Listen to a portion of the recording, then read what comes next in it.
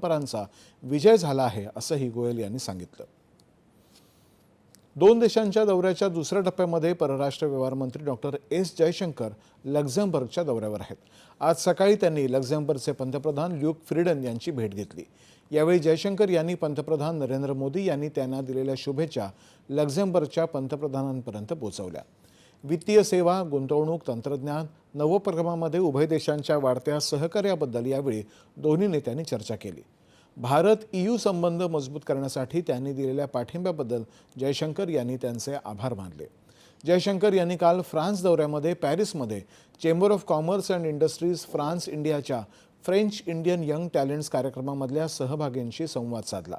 यावेळी त्यांनी जगामध्ये होत असलेल्या परिवर्तनावरती आणि त्या संदर्भामध्ये भारत फ्रान्स सहकार्याचं महत्त्व यावरती चर्चा केली। यापूर्वी जयशंकर यांनी आंतरराष्ट्रीय ऊर्जा संस्थेचे कार्यकारी संचालक फतिह बिरोल यांची भेट घेतली। जागतिक ऊर्जा परिस्थितीबद्दलचं मूल्यांकन करत त्यांनी भारताच्या विकासासाठी पाठिंबा दिल्याचंही जयशंकर यांनी सांगितलं।